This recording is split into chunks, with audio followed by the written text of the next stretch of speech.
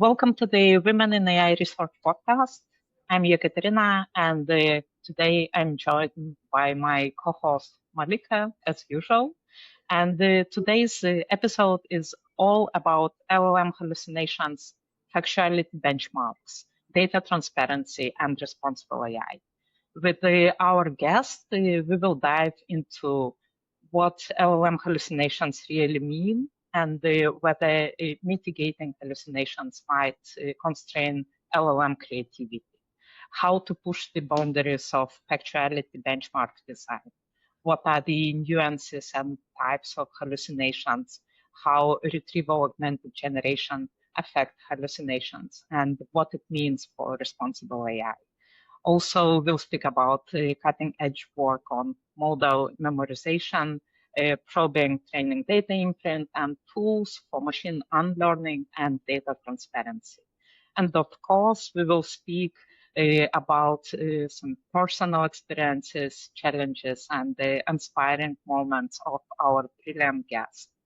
And our guest today is Abhilasha Ravichander, who is currently a postdoctoral scholar at the University of Washington and the incoming faculty at the Max Planck Institute for Software Systems. Abhilasha received her PhD from Carnegie Mellon University in 2022, and her research focuses on improving the robustness, transparency, and machine learning capabilities of LLMs.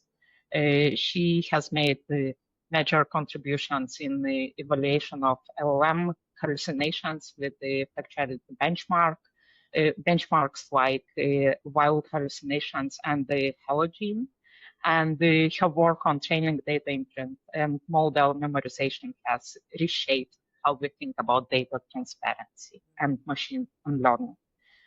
Abhilasha's work has been presented at several top NLP conferences and received several best paper awards, like, for example, best resource paper award at the ACL last year, best team paper award at ACL last year as well, best paper award at NACL Trust NLP workshop this year, 2025, and the area chair favorite paper award at Calling in 2018. She has been recognized as a rising star in generative AI last year, and also the rising star in the MIT EECS, which is Electrical Engineering and Computer Science, in 2022, and the rising star in data science in 2021. So, Abhilasha, welcome to our podcast. We are extremely excited that you joined us. Thanks so much for having me. So let's start with something that I think many of our listeners can relate to. Looking back, was there a time when you seriously questioned whether you belong to in AI research? And if so, what helped you stay? And what would be your advice that you would give to someone going through that type of situation right now? Yeah, so when I first came to Carnegie Mellon University for my master's, I had no prior experience in NLP research. And I think that would be what I would call a really difficult time because it was actually very difficult to even convince an advisor to bet on me and provide me with funding to stay in the master's program. And it actually almost didn't work out. So a day after the deadline for matching advisors had already passed, my first advisor actually did get some funding to support me. And I was extremely lucky because since it was the day after the deadline, there were not that many remaining applicants. And it wouldn't have been the end of the world if my research hadn't been supported. I might have, gone to industry and then come back to do a PhD. It would have just been a little bit disruptive, but at the same time, it it it was very good to not have that extra extra financial burden from the masters, and it gave me time to actually get a start in research. So if someone's in a similar situation where it seems like some research opportunity is not working out and it's really hard to even get started and to get someone to trust in you and invest in you, I think I'd say that how good your science eventually is doesn't really depend on how early you got started with research or how quickly things worked out for you. And throughout academia, rejection is so common and so inevitable. But these kinds of early setbacks don't really define you or what you can do. Mm. That's a great insight. Especially, I can resonate uh, with the fact that the rejections in academia are so common and frequent, and in the beginning it's probably harsher than later in your career, but like they are there, and everyone needs kind of it's a part of the job to get used to those as well. Exactly. Yeah, thank you, Abhilasha. First of all, thanks for joining us today and welcome to the podcast. So, what has been one of the most difficult challenges you faced in your research journey, not just intellectually, but emotionally? How did you get through it, and did it change the way you see your work or your role in this field? Yeah, so there's going to be a bit of recency bias in answering this question, but I would say that going through a dual career academic job search with my partner was a really difficult experience. Job searches are difficult for everyone, but there was a lot of uncertainty about whether we would both find positions in the same city because we want to live together, whether we would find positions that we both liked and were excited about, would they be in a location that we really liked? And we got very lucky in the end. It worked out well. We are both moving to a place that we are excited about. Um, and what really helped, though, when things were more uncertain, was that we had a lot of support from each other, of course, but also our friends, our families, our mentors. We actually had many friends who were going through similar things at the same time, and that sense of not being alone in all of this, it made a huge difference. Yeah, that reminds me of the conversation we had with one of our previous guests in the podcast, and she is now the professor at the university, and she said that going through this research career while having a partner is so difficult. And I can hear the same from you as well, that it's difficult. And you get support from family, from friends. But I wonder, do you feel like you get any support from the system at all? So, this is really complicated. In our case, we happened to interview at universities which were very accommodating to our situation. But in general, the system is not really designed to support this kind of higher academic jobs. Are From the beginning, they're very rare. They are geographically very spread out. It's hard to plan to move to the same city on an academic job market. So the system is definitely not incentivized to support that. Yeah, I think that's a common experience within the community, and many of the researchers have very similar experience, unfortunately. Especially in today's market, you always have to have a luggage packed and wait for the next role. You don't know where in the world you will end up and that's really such a risk for family life and relationships. I know that being a woman in this field, which is let's be honest, it's still largely dominated by men, right? So being the woman in this field can bring a very unique kind of pressure. And have you ever felt like you had to change something about yourself, like your behavior, maybe your presence, your style, in order to fit in? And how do you navigate that both in the past and today? Yeah, so that's a good question. I'll say that it's a little bit difficult for me to answer because it's something that I've actively stopped centering in recent years. So when I was starting out, I think I paid like a lot more attention to how other people were perceiving me, and whether I seemed maybe serious enough, or whether people were considering my ideas seriously.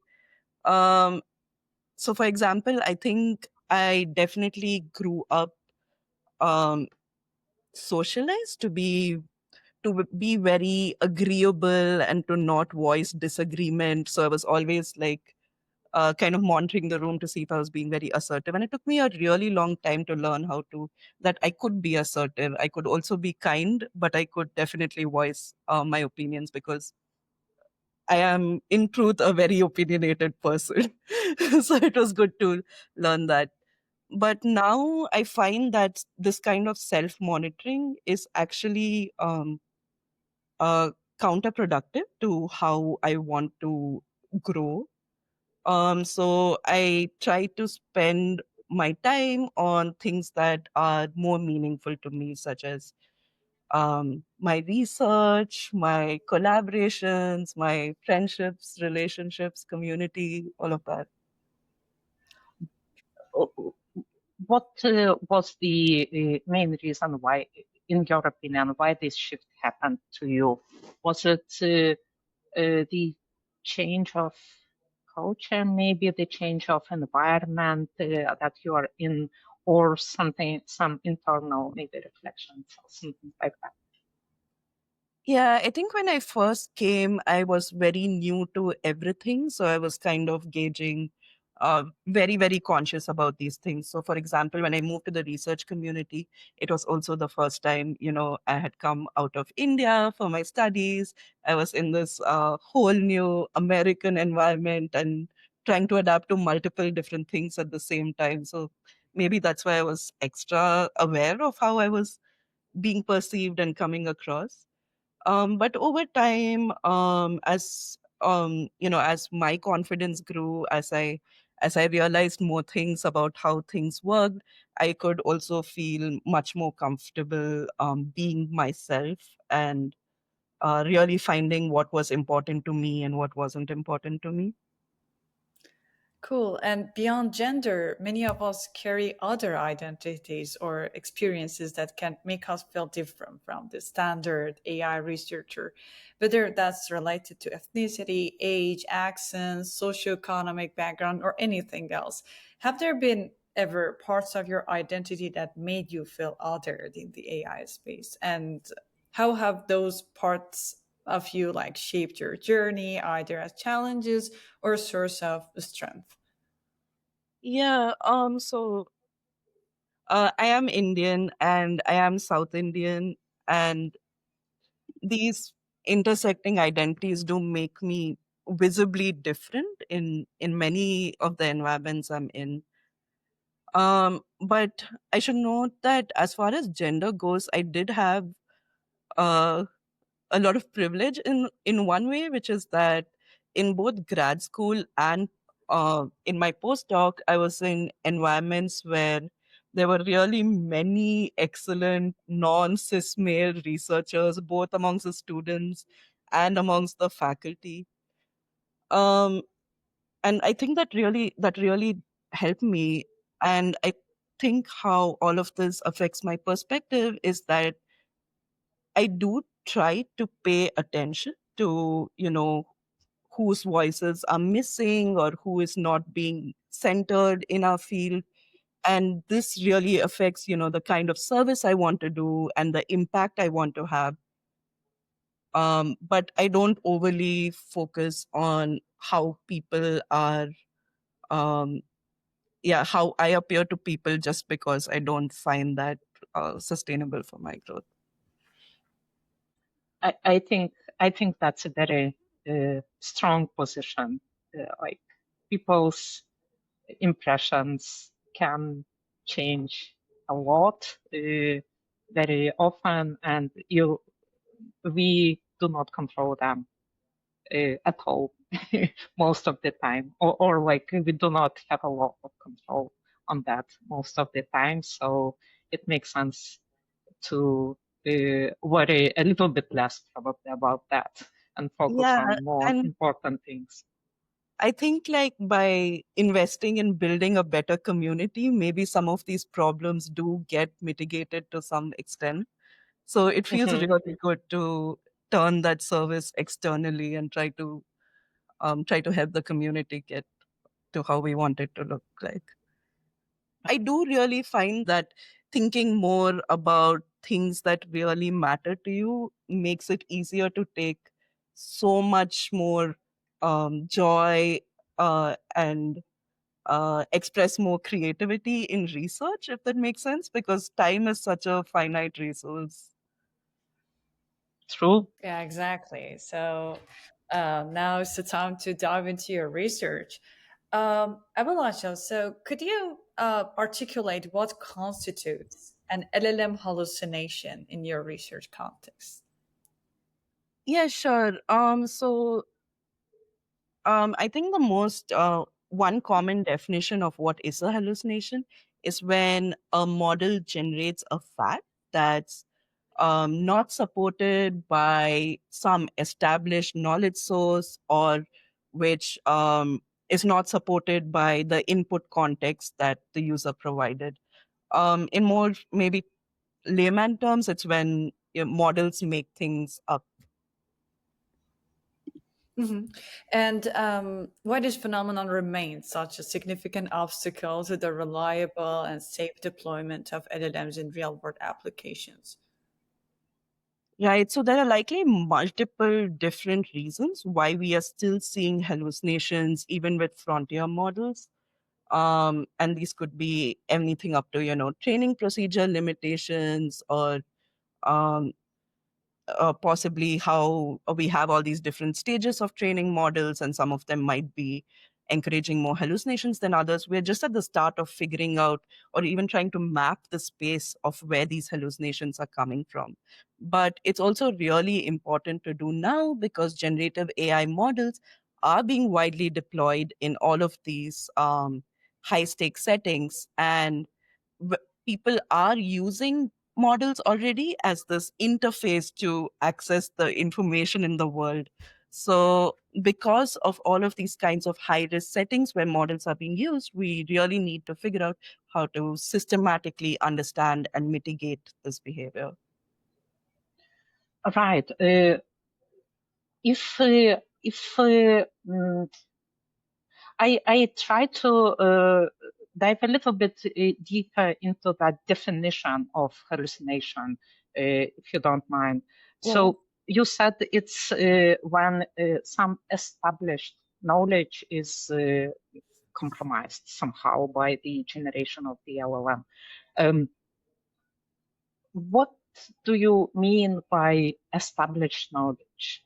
Is it established based on the training data that was used for LLM, or the context of the prompt that was used to generate that response, or something else? How do you see that established knowledge in terms of like defining whether something was a hallucination or it was probably uh, just something else?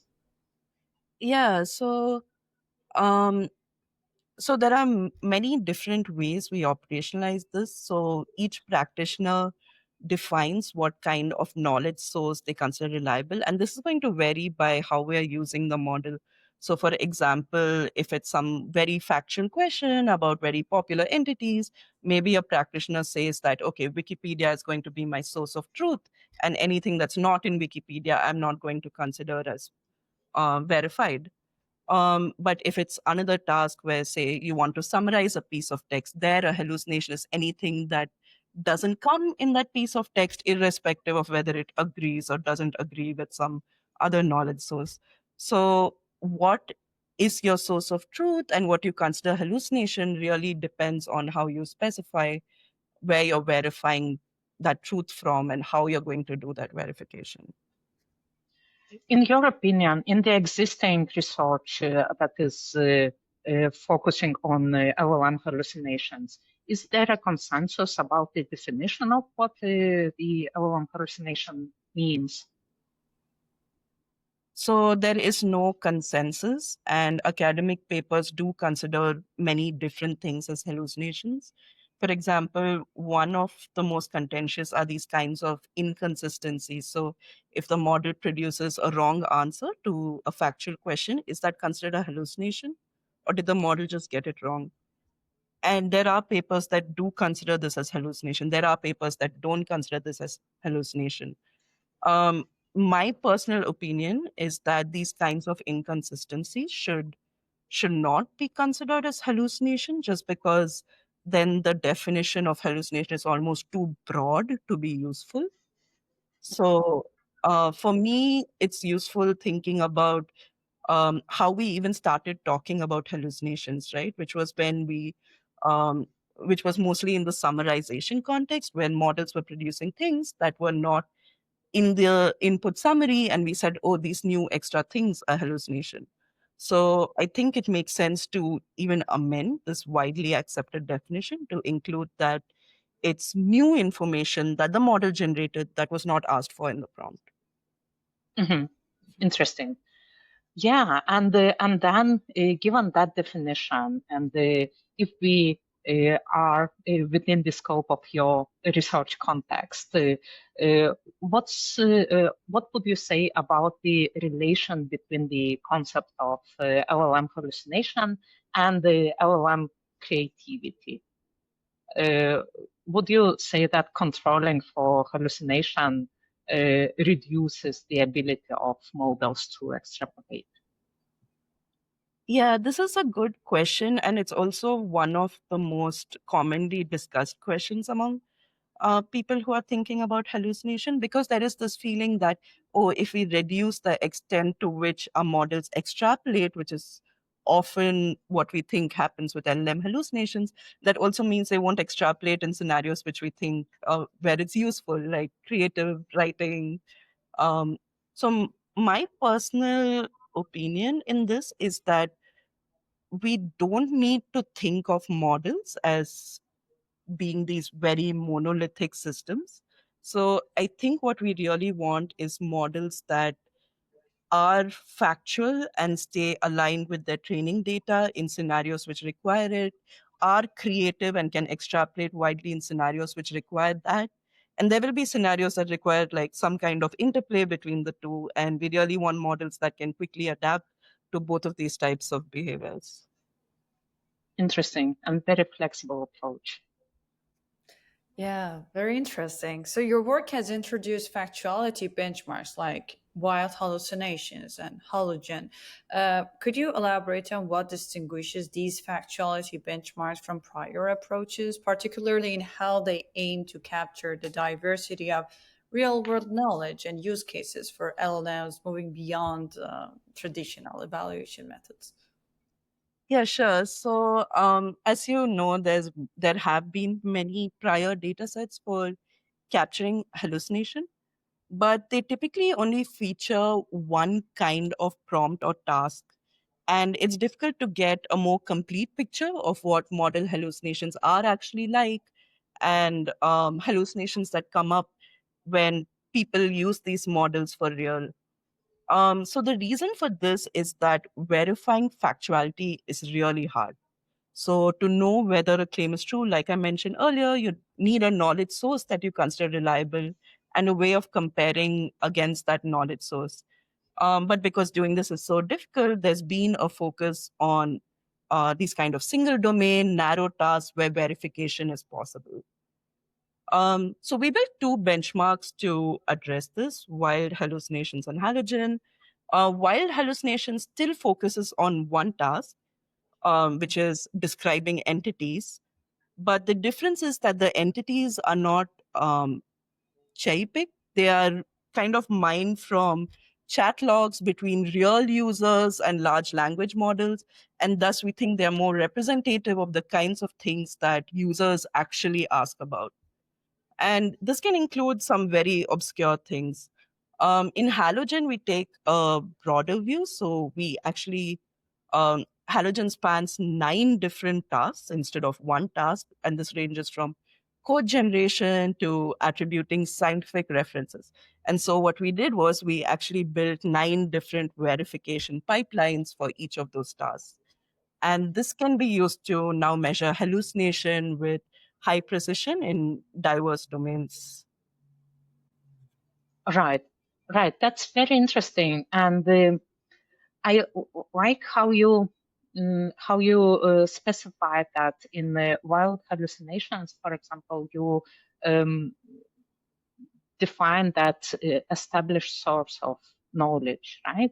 And the Wikipedia, for example, could be such a source of knowledge that is verifiable or like verified, established, and that people trust. Uh, so in that work in wild hallucinations paper, you found that LLMs consistently hallucinate more on entities without Wikipedia pages or on rare entities in general. Uh, what do you think are the practical implications of this for current LLM training and deployment? Yeah, so in wild hallucination, we also used, besides Wikipedia, web search results as a source of truth, and that's why we could verify factuality for entities who didn't have Wikipedia pages. And so the implication is that for current LLM training paradigms, they are likely disproportionately optimized for really high frequency, well documented knowledge that is appearing multiple times in pre training data, and that is represented in sources like Wikipedia. But there's actually this whole other long tail of knowledge where models are going to struggle, but which people actually really care about. And not only are LLMs seeming to be systematically less reliable in these cases, but our evaluations for them might also be giving us some kind of false sense of confidence if we don't feature such cases and we see that our models are doing well on all our evaluations. So I Mhm. think it's very important to start with diverse and more realistic evaluations so that we are even hill climbing towards the correct goal. Mhm. Yeah, I also am interested in the fact that some knowledge is not based on like, uh, very well published facts and widely published facts, and still it's an important knowledge even if it is sufficiently rare. And it would be great to make LLMs understand that this is also the fact, even though it's not very frequent fact. Yeah. Yeah, very interesting approach. And with Halogen, you introduced an innovative system for decomposing LLM generations into atomic units and verifying them. Could you walk us through how this atomic unit approach enables more precise hallucination detection across diverse domains, such as you said, code generation, scientific attribution, or summarization? Yeah, sure. So the challenge here is that outputs of generative models can look very different from each other, and that within any model generation, things that are true and things that are false can be interleaved amongst themselves in any order. So what we want to do is to extract and isolate the pieces of information that we want to verify from the model output. So I believe FactScope by Min et al. Was the first paper to have a similar idea where they extracted biographical facts about an entity from a model generation. Since halogen covers diverse domains, and for all of these domains, such as scientific attribution or code generation, which has tasks where we are checking for hallucinated code packages, what we do is we build a decomposition engine for each of these tasks that will take a model response for prompts from that task and extract the information that needs to be verified units. And who is the verifier in this context? Do you use a like performant LLM, or do you ever use any like human in the loop? How much you can rely on that verifier here? Yeah, so the verifiers always have to be automatic because when you get a new model, you need to be able to run your evaluation without recruiting humans to evaluate every model output. So for Halogen, because we had 9 tasks, we had 9 different verifiers. Some of them were LLMs, some of them were tools. So, for example, for the scientific attribution task where we check for hallucinated references, the tool we used was the Semantic Scholar API, where we could check if those references actually existed or not. Cool. Yeah, another interesting aspect or a part of your halogen work was that you proposed novel classification of hallucinations into types A, B, and C errors based on how they relate to the pre-training data. Can you please walk us through those different types of hallucinations and explain these error types with maybe some examples that you have from your work? Yeah, sure. So as you mentioned, this type A, type B, type C taxonomy is looking at hallucinations through the lens of what the model has already seen in its training data. So we categorize a hallucination as type A if the model actually had access to the correct fact in its training data, but it still hallucinated a wrong fact. And this could correspond to really long tail knowledge, for example, that got lost during training.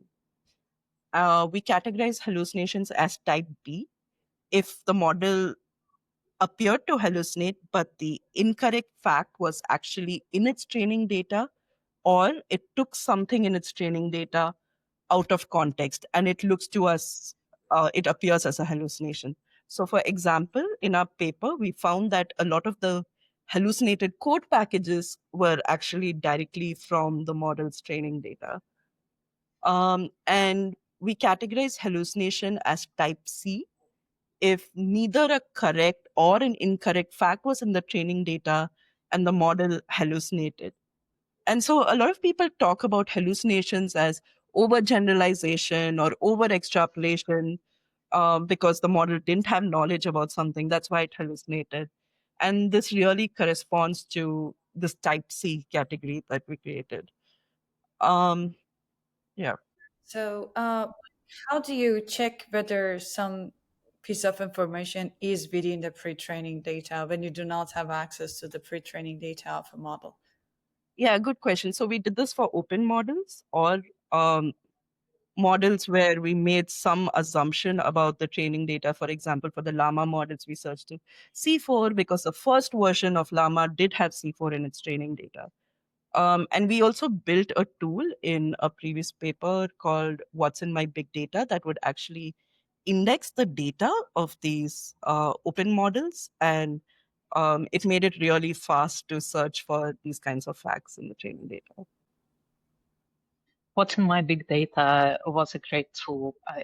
Oh, thank I do recommend it to everyone who is working with the LLMs and the pre-training data sets. Yeah, thanks for that, by the way. Also a great work. The way I see it, you kind of fine-grained the categorization of hallucination types into those smaller categories instead of just saying that this was a hallucination. You specified those specific hallucination errors. What does it say about the uh, origins of the hallucination in general? Can you reveal some patterns or something that is important that you understood about hallucination after fine grain? Yeah, so I think one misconception that many people had was that hallucinations were really coming up because there was all these things in the long tail and the model did not have access to any information about it and it made things up. And this was both from conversations with other researchers but also in social media.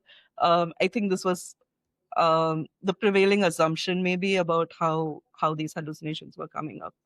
But what we found is that hallucinations actually might be more complex than previously thought, and all of these different types of reasons could be resulting in downstream hallucination behavior.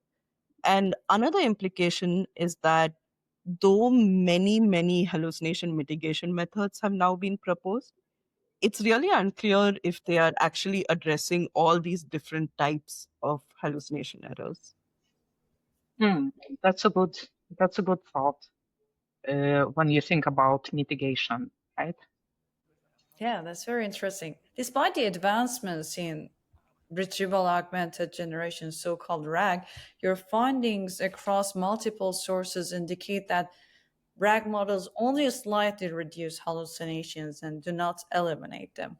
Considering the different error types, what are the next crucial steps or frontiers for effectively mitigating these hallucinations in LLMs? That's a great question. And, RAG is certainly very useful. And I think there's a lot of potential in augmenting LLMs with retrievers.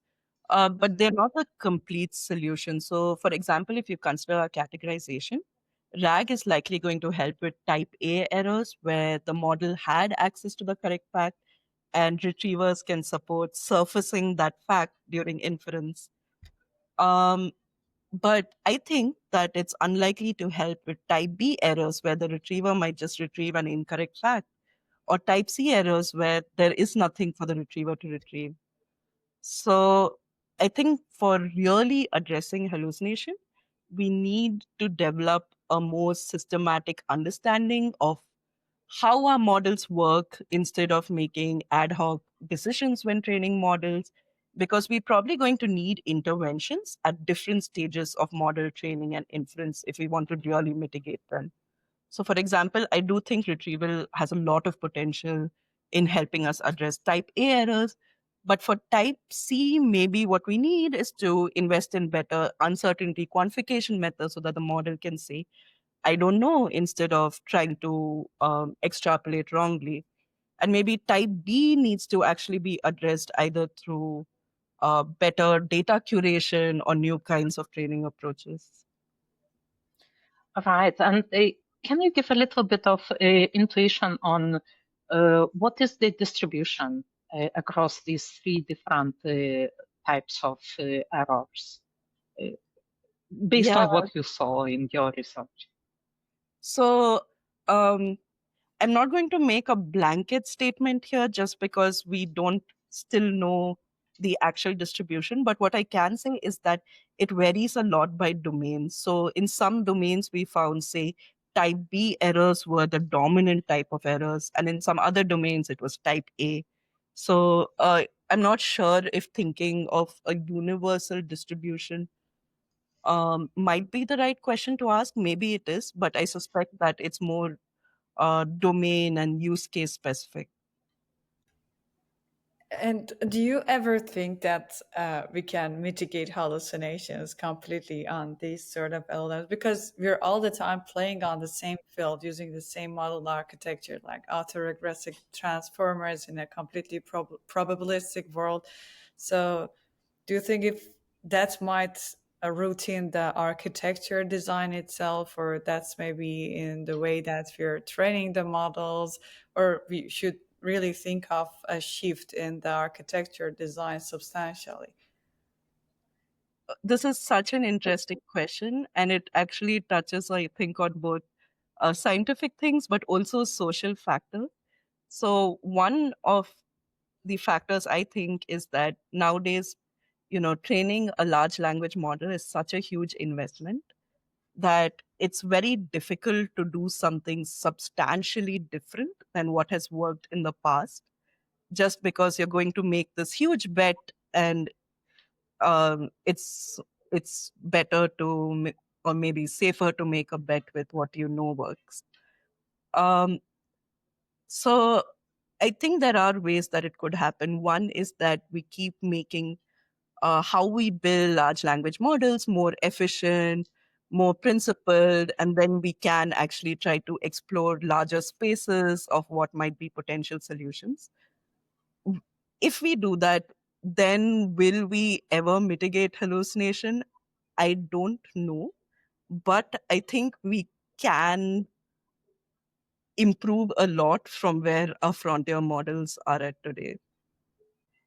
That's interesting. Do you think that it should be shifted more towards the way we train the models, the model architecture, or rather the data, the quality of the data, whether it is within pre-training data set or maybe some post-training data? Yeah, we're just at the start of answering all of these questions. And I think there are going to be interventions that are useful at every stage. So, in pre training data, maybe we can curate our data better, try to establish data provenance, have sources that we consider reliable, see what happens. And during training, maybe instead of next token prediction, we can also have some kind of additional fact verification step if it's documents that we think are very factual or something like that. And during post training, again, we can have a whole different set of interventions to see what is going to really reduce model hallucinations. Maybe just doing standard preference tuning like we are now, maybe being more helpful is resulting in more hallucination. We don't know. So I think we are just at the start of this whole line of investigation, and there are so many open questions here. My suspicion is that interventions at different stages will be more useful for specific types of hallucination. For example, like I mentioned, the type B errors, I think that that's going to be best addressed somewhere in the training data or the model training stage, but maybe there are other kinds of errors that can be revised and mitigated later. Right, right. And I know that your broader research interest beyond directly evaluating factuality is uh, about building tools that give people more control over the data, uh, for example, such as tools to infer memorization or to inspect pre-training data, tools for machine learning, and tools to process privacy policy. Um, so my question here is, how do the insights from your work inform your approach to developing these data control and transparency tools? Yeah, good question. So my work has shown that the training data that models see is very important for providing an explanation for why they are behaving the way they behave downstream. But model training data as it is now is very vast. It's usually too big to make sense of. And for many of our frontier models, as mentioned earlier, this data is completely closed and we don't even know what's in the training data. So this then led to my interest in making tools that you could use to index and search through the training data of open models, making tools to surface evidence of training data in closed models, and even building tools that would process the text of privacy policies and inform users about what data they are giving up and how it will be used even before they are giving up that data. That's super interesting. Uh, super interesting. And I think these type of tools are incredibly important, uh, both for people who are pre-training the models and those that are working with the models that are already pre-trained. Yeah, so for example, one of the tools is called What's in My Big Data, as we mentioned earlier, which is just an Mhm. index of many common pre-training corpora. Another of our recent tools is called information guided probing. It's about um, given a piece of text, um, trying to build probes that would test a closed model for evidence of memorization. So the idea is to find really surprising things in any given piece of text, that if a model is able to guess those surprising things, it's likely because it's leaning on some kind of support from the training data. Um, Can I ask here? You mentioned that finding the surprising aspect. What's surprising? How do you define surprise? yeah, so we have this concept of surprisal, right? Which is for words and tokens, which is when a word is very difficult to predict based on the context it occurs in.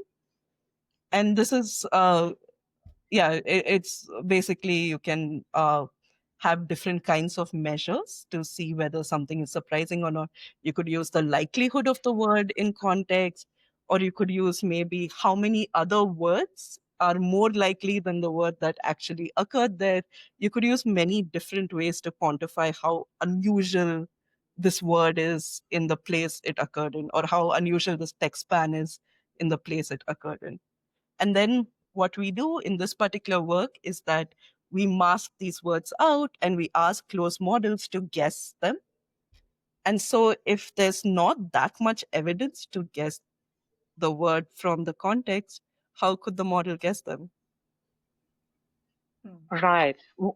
How did you come up with that idea of surprise? Why do you think surprise here is the important aspect to measure?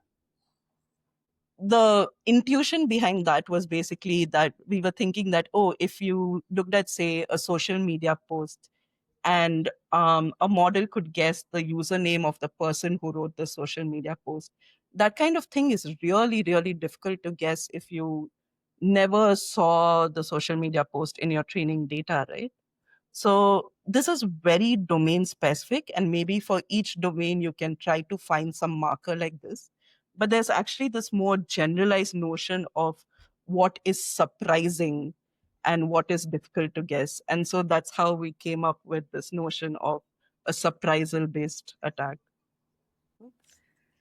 Yeah, that's very cool. You also mentioned one tool like information guided identification of training data in print in proprietary like large language models, which explore techniques to probe whether closed models may have memorized some given training data through API access only. Why is developing these types of methods important, and how do they differ from the prior approaches that has been used in the field? Yeah, so this paper is about the surprisal guided probes. And the reason we set out to do it is that, we know now that training data is this very valuable component in building large language models, but many frontier labs are not releasing any details about the training data that was used. And this is likely for multiple reasons, including maybe competitive or legal reasons, and probably also to prevent some kind of reputational harm. But what this is doing, this lack of transparency has real implications for us. So, as researchers now, it's really difficult for us to evaluate our models properly, because one of the questions we want to understand is to what extent are our models capable of generalization? And we're not even able to describe what the input to these models were. And it's also preventing external auditors from examining these models for evidence of data misuse. And it's preventing data authors to actually understand and control how their data is being used. And so this is why we wanted to create a method, which was a surprise guided probes, that could be used to probe models using only API access. What that means is only access to inputs and outputs from a model. So no access to token probabilities or model weights or training data or anything like that. And the reason we felt it was important to build these class of methods is because this is the only level of access provided to us by many of the frontier labs today. Interesting. It reminds me also of one of our previous conversation with the guest from Meta Research, and we had a chat with her about generalization of LLMs, and I like how you mentioned that generalization aspect here as well. So she said, okay, she is in Meta, and she has access to that training, the actual training data set of those models. And she said, well, it does not really help 100%. Just the simple fact that we have access to the data does not give you a specific method of tools to analyze that data for and make any conclusions, strict conclusions about generalizability of the model. And yeah, I like to hear that you kind of repeat your words here. It's yeah, Yeah. hallucinations and the generalizability. How? What's your opinion about the relation between those two concepts, Hello. hallucinations and generalizability of the model? Yeah. Yeah. So I think they are all related to this concept of extrapolation. There are some extrapolations that we think are good, that we want, some extrapolations which we don't want models to make, and we don't yet have a good way of telling models which is which. So yes, they're definitely related. And I also liked what you said about the previous episode, because one of the things when you have access to all of that data, I imagine it's still hard to really search through that data and find things that are close but not maybe exact matches with what you want to match. And I think there's so much research to be done in building better tools that help us understand the relationship between what we are asking the model and what was in the training data, even if we have access to it. Yeah, yeah, absolutely. Yeah, and I know that you have some recent work that in addition to everything that you have mentioned already, it also focuses on machine unlearning in large language models. And I'm speaking now about your papers, restore knowledge recovery in machine unlearning, and another one which is called model state arithmetic for machine unlearning. So could you explain a little bit that concept of machine unlearning and why you think it is important and necessary? Yeah, so as we were discussing, our previous work has focused on building tools to help people know if their data was used to train a model and to make sense of the data. But the next step to really make this actionable is to help people maybe edit or delete their data from a model. So that's the perspective we've been working from. We really wanted to support the ability of people to erase their data. But the problem is that models are not really modular in terms of their training data. So during training, the information and data is getting tangled across all these parameters. So the idea is to really construct approximate unlearning methods where once we applied them, the model can behave as if it had never been trained on some particular data point.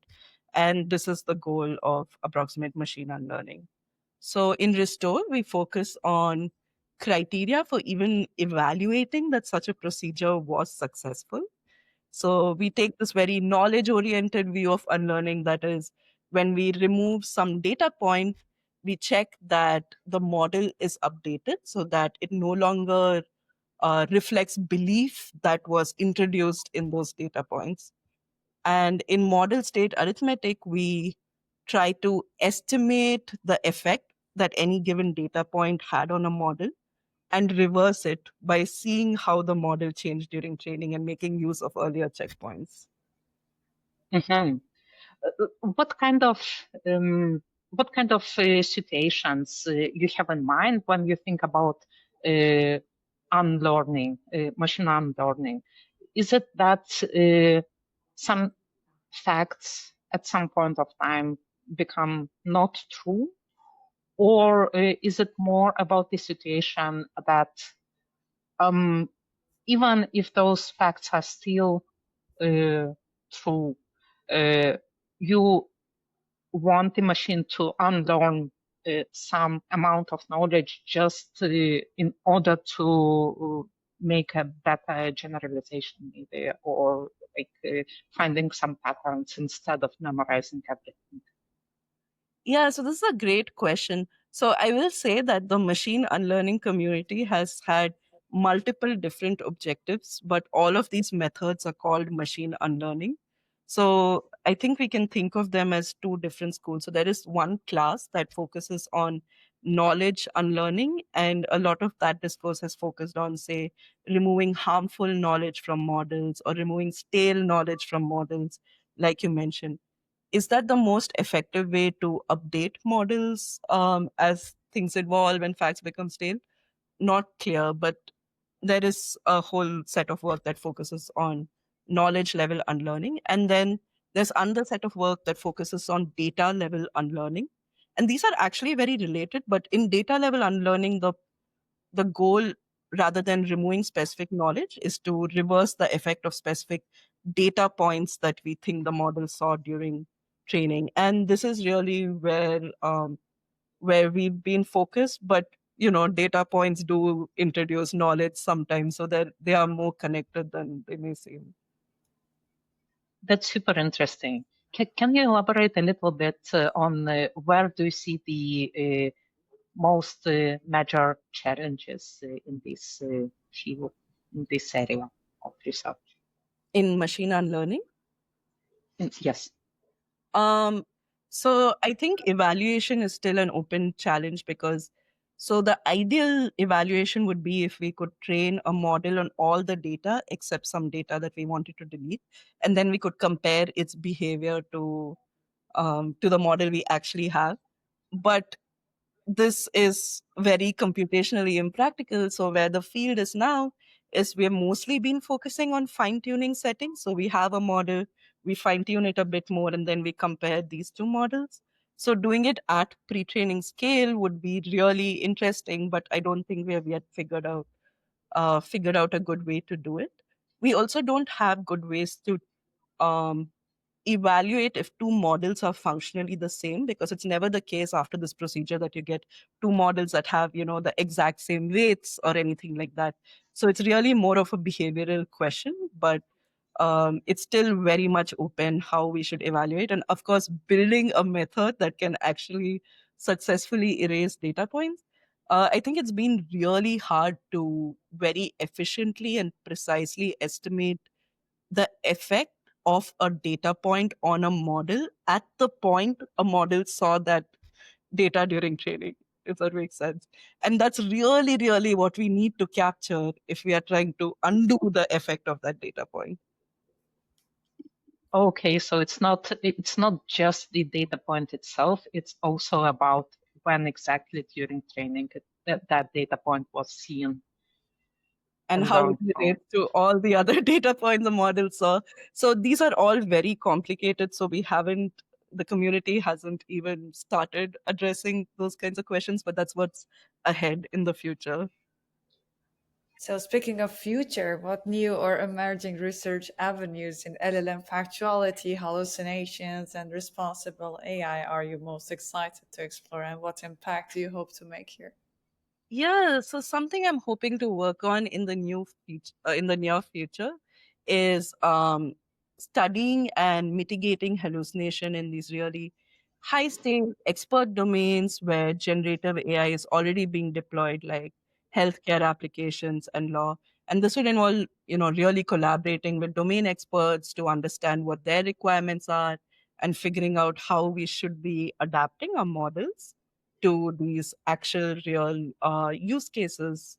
But more broadly, I'm interested in developing a more systematic science of large language models, that is, understanding in a principled way how the different decisions we make when we are training these models affect their downstream behavior, and where and how we must intervene if we want more controllable or more transparent large language models. That sounds as a very interesting, broad, challenging area of research that is coming, I guess, in the future. Uh, let me ask you. Our audience is primarily like early and the medium career AI researchers, and everyone in the research in the AI research wants to uh, make impact, conduct some impactful research. And it looks like you are right now already in the position that you learn how to do that. You know how to produce impactful research. Can you give a little bit of advice to everyone who is listening to us on how to navigate the challenges of conducting impactful research? Yeah, I would say maybe the best advice I can give is I think it really helps to be yourself, and to work on problems that really, really excite you, even if they feel very risky or they feel too weird or they're not following the current trends and are not what everyone else is working on. Because I think eventually good science does show itself, and the field is really big enough that we really benefit from having people working on lots of different interesting things. So follow the path of your interest and what surprises you. Exactly. Yeah. Yeah, cool. That's inspiring. Thank you so much, Abhilasha, for sharing your insights and experiences with us today. Your work on making AI systems more trustworthy and transparent is incredibly important, and we are excited to see what you accomplish next in your new role at the Max Planck Institute. Thank you for coming today. Thank you so much for having me, and it was so nice meeting you both again. Thank you, Abhilasha. And thank you to our listeners as well for joining us on this episode of YAM. You will find more information about all the research that we have discussed today and publications in the description. So please definitely check that out. And we will see you in 3 weeks for another deep dive with the researchers pushing the boundaries of AI. See you. Bye.